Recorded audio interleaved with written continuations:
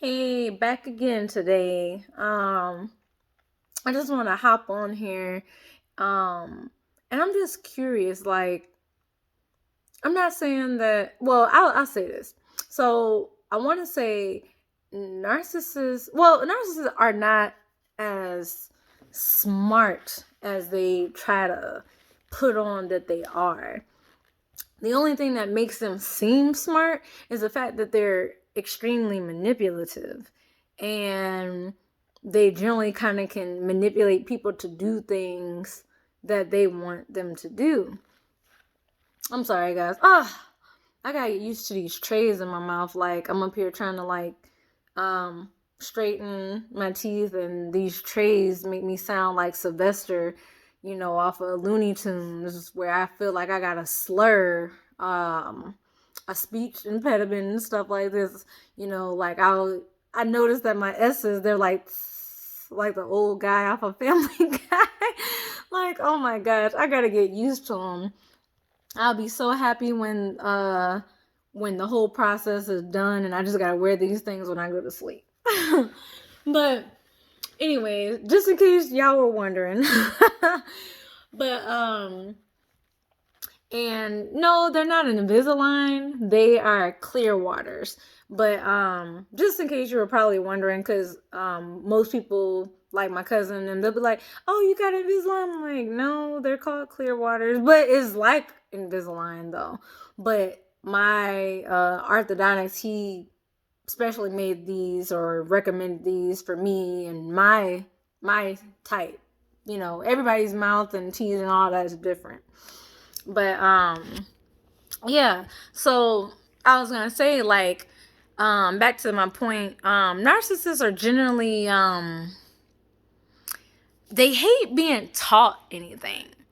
And I am a child of a narcissist. Like, my mom is a full-blown narcissist. When I journeyed upon narcissism, it was because I Googled her behaviors, like how she talks to me, how she acts. And I have tried for years to try to get her to respect me and talk with me respectfully and things like that. And her go-tos, well, I raised you and you owe me. How do I owe you? I didn't ask to be born, and last time I checked, you wish you could have had an abortion. You always say you hate me, and then you turn around and want to say you love me because you know that you need me. And I am officially 1 year, actually over 1 year, no contact. I cut her off right before my 28th birthday of last year, 2019. I'm 29 now, so yeah, it's officially 1 year. Uh, I would consider my mother to be the big, like how in video games you got the big boss. My mom is the big boss of my life. And it's always been hard because you have people who tell you, well, that's your mom, that's your family. I can't choose my family. But I can say this, since becoming spiritually awakened to who I am spiritually, I don't know who the hell that lady is. I don't know who a lot of my damn family is. You're my family in this 3D world, this plane that we can see, smell, and touch in. But in the spiritual aspects, you're not my family. Hell, God probably is like, who the hell is that? But I'm just saying, like, she just, it's a long story. Most of my YouTube channel probably would go to a lot of examples to do with her. And just for like any newcomers, or anything like that, I want you to know that four or five stages of grief are normal.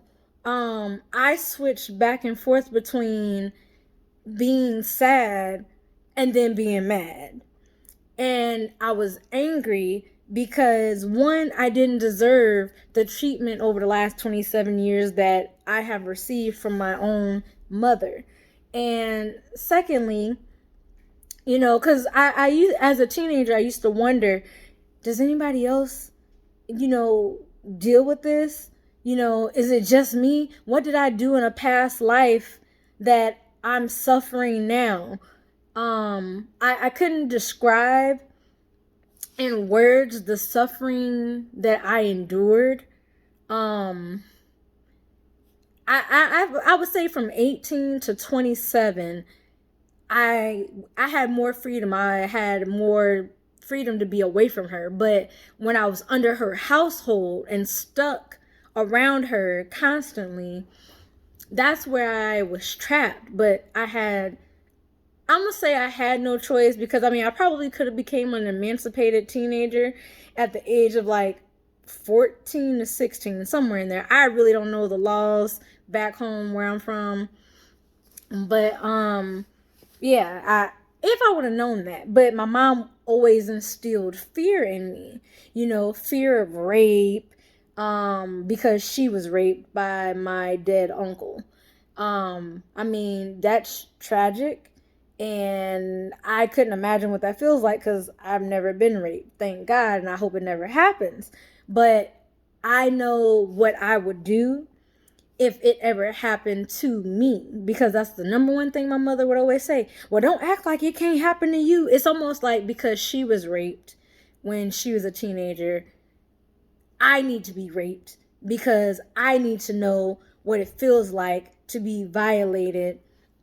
But I don't, because I'm an empathetic person. I can put myself in her place, and I can only imagine how she feels on a mental, emotional, spiritual level. You know what I'm saying? I look at it like this, like, sex is an exchange of energy. That's why you should be careful who you have sex with. However, how could she teach me that? She can't teach me that if she only is a 7-year-old child living in a 60-year-old body. She can't teach me past a 7-year-old level. And this brings me back to what I wanted to talk about. The main topic that I had wrote about anyway, was that narcissists can't spell. And I'm not saying that everybody who can't spell or I'm a grammar Nazi. It absolutely, I had to program myself to, when someone text messages me and they don't have the right punctuation and this, and I'm not gonna lie, I had to get used to shorthand texting people back, and I've gotten lazy and I've gotten used to it, but I'm just also adapting with the way things are, because I am a millennial. So instead of typing out, hi, how are you, people shorthanded now. I can do either one. I've adapted. But there was a point where I used to be like, why do they keep doing this? Why do they keep doing this? But I don't know, it's crazy. My mom feels, or has the need to feel superior to me. And because I have a college education, and mind you, I just want you to know, having a college education doesn't mean you're intelligent. Intelligence and education are not necessarily the same thing.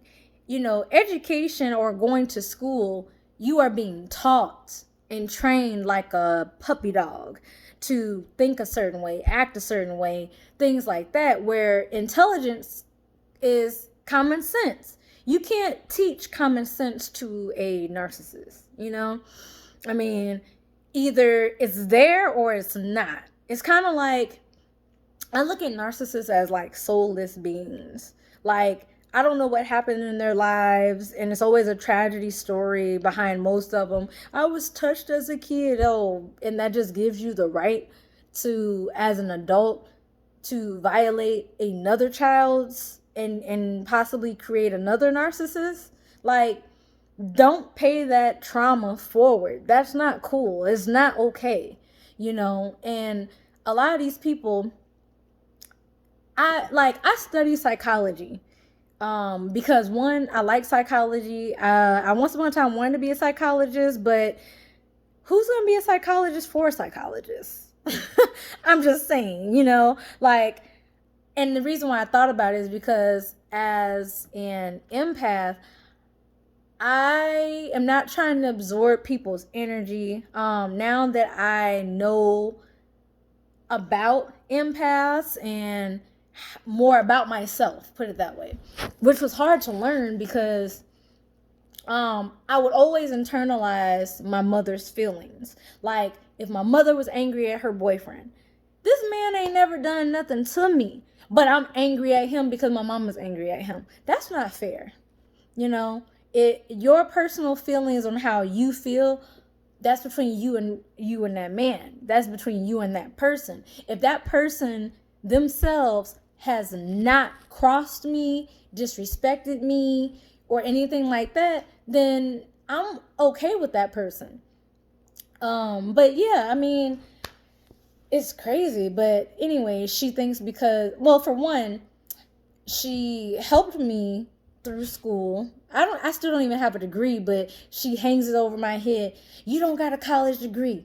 All that money I spent to help you out and you just drop out. First off, whoa. Rewind. I didn't drop out. I couldn't continue because my income to debt ratio was high. Clearly, she's too stupid to understand what this means. She's too stupid to realize that colleges are businesses. Churches are businesses. A lot of things in America are businesses.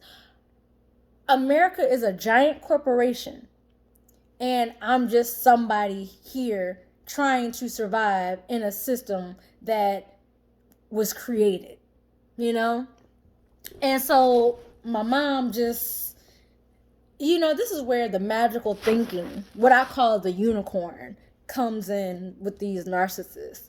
They got magical thinking. Like, my mom just magically thought that I would go to school, become a doctor, and I'm going to buy her a mansion and like sports cars and whatever else she thought in her head. Because I remember as a teenager, she was always like, yeah, you'll be able to retire me. You're going to be able to buy me this kind of car and a mansion and blah, blah, blah. And on she would go. And it dawned on me that she didn't help me go to college. Because I'm one semester from obtaining my bachelor's in biology. But to be honest, I kind of got to a place where I was like, it doesn't matter, because a lot of my friends that I went to college with who were, physicists, engineers, whatever chemistry people get into, and whatever biology, doctors and whatever they're into now, they have a lot more debt than I do. So I'm okay where I'm at. Secondly, there was one girl who was going for the exact same degree as me. She got her degree, but she's working at McDonald's making $8 an hour. And I was like, I'm a truck driver and I make more than you without a college degree. I'm gonna go that route. Don't get me wrong. I got one semester and I still want to achieve that original goal and get my degree, because it will, open doors for me job wise. But ultimately, I really don't even want to work a job. I want to work for myself. I want to work. I want to be free to do that. But until I get to that point, I have to do what I got to do to survive. I got to eat. I got to have a roof over my head. I got to, So all these things. But my mom, she was like, she would just get in her feelings, because instead of saying items, like, look at all those items that person has in their shopping cart, she would say items. So I corrected her multiple times about it, because she would text me and say it. And I was like, what the hell is she talking about? Items, IDEMS. And I'm like, you do know it's spelled ITEMS. I mean, you sent me to school to get an education. I love writing. I love English, even though English, the language, I don't care for. I'm like good at it. Like I just am. Or, whatever. But yeah, so she'll get mad and like in the Bible it says if you correct a fool, the fool will get angry. That's essentially what she is. She's a fool. How are you getting angry at me because I'm correcting things or I'm correcting you? It's not like I think I'm better than you or I'm superior to you. I'm just trying to help you, You sent me to school to get an education. I'm trying to use my education to help you, being that shit. You barely got a high school diploma with all them D's and F's you got in high school. Meanwhile, here I am, A, B's. I had C's here and there.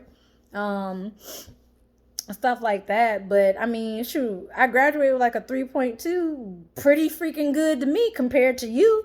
0.0 probably, and then that was another thing that she would always do. She'll always compare me to her.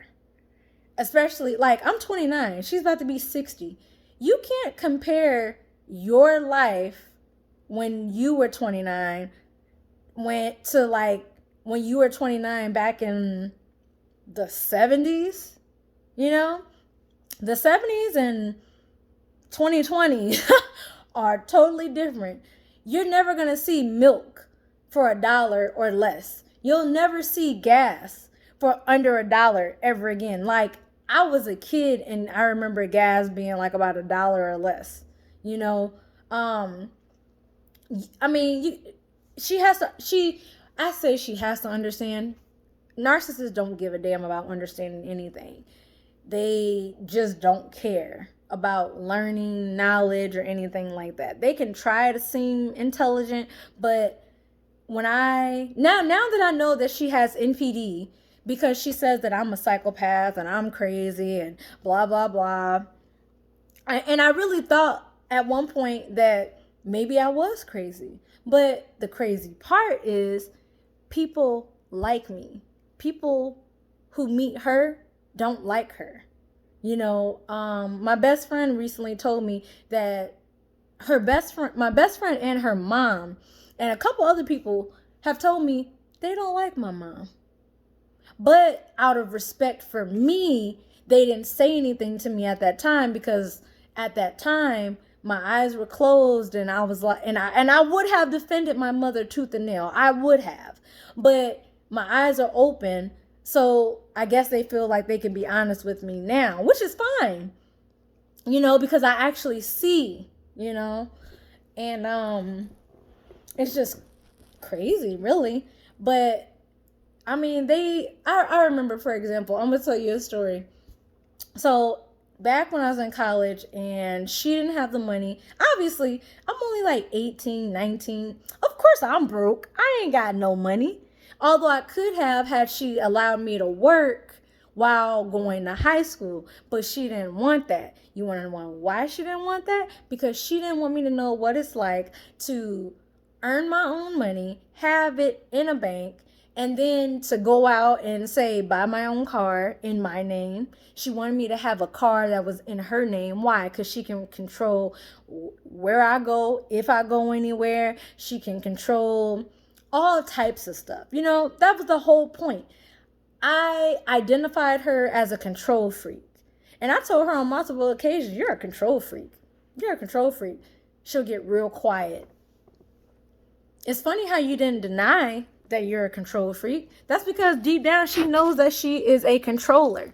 She wants to pull my strings like I'm a puppet. She used to tell me things like, you just let people use you. Who's using me? I found out she was the one using me. You telling me how I just let people use me? Yeah, you're right. I let you use me. I got played like a fiddle. But I never anticipated on my own birth mother being my enemy. Never anticipated it. Never saw it coming. Nothing. It's a shock to me. As a matter of fact, recently when I moved here to Texas back in July, my mother had a cousin of ours call me because she got angry, or I don't know, she became obsessive with trying to get in contact with me. When I was in Virginia, my mom called the police on me. I don't see how or what the hell she thought, but did you think that the police were going to arrest me because I don't answer your phone calls? Like, what was your expectation? I don't know what lies she told the police, but for the police to show up at my house and, my roommates at the time answered the door, they called me and the officer was like, oh, well, we're here to do a wellness check. Okay, well, you hear how well I'm doing, so goodbye, click. Nothing more to say. First thing out of his mouth, well, I know you and your mom got beef.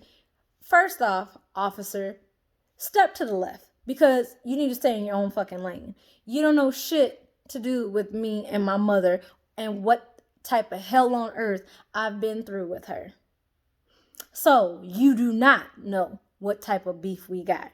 She might have lied and played you like a fiddle and you were an idiot, like a little freaking puppet on the strings to play into her hand. But ultimately, what was he going to do? And apparently, he was calling me, I guess, from his cell phone. I don't answer numbers that I don't know. If I see a number I don't know, if you don't text me and tell me and identify yourself, or you don't leave a voicemail for me to call you back, I'm going to block the number. Simple as that. I don't feel the need to actually have to change my number. I'll just block the number. Simple as that. I mean, if it got to the point I had to change my number, then I will, But, I mean, that was just weird. That's crazy. I've never heard of anyone's mother calling the police on them in another state. Everything I have is in my name. So what did you call the police for or about?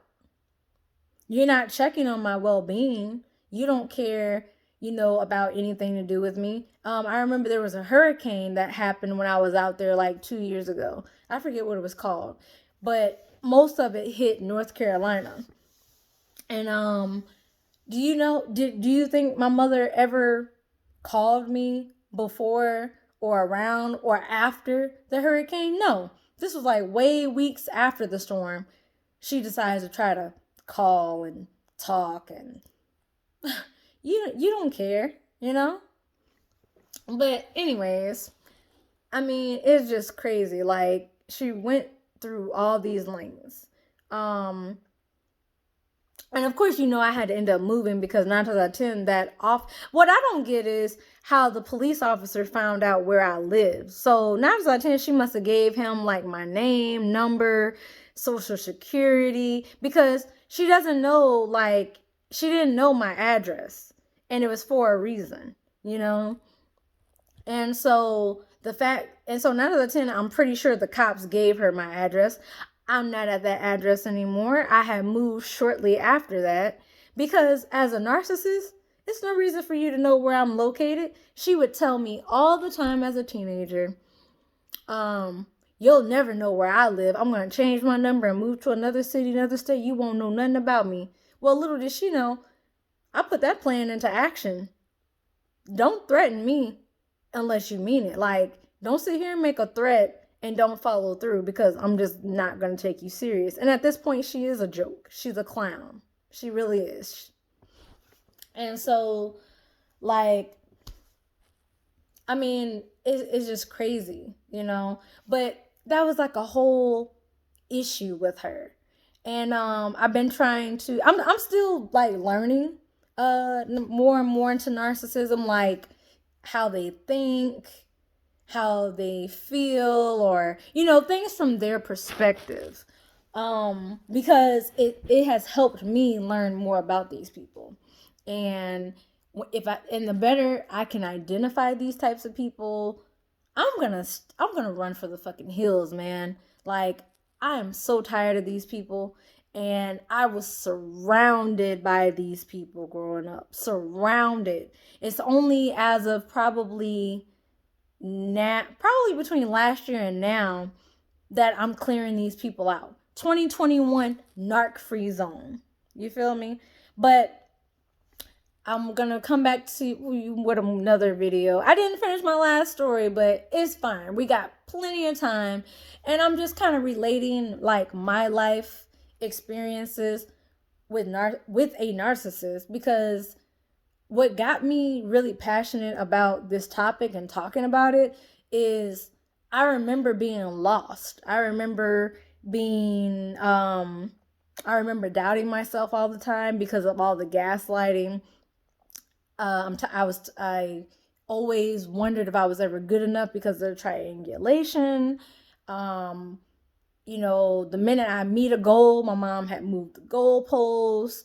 I never heard, there was certain words that I expected to hear from her that I had to accept. So she taught me acceptance, how to let go, how to move forward, because I really don't need her. Like, it's kind of like this. Like, this is why I believe like narcissists are demonic.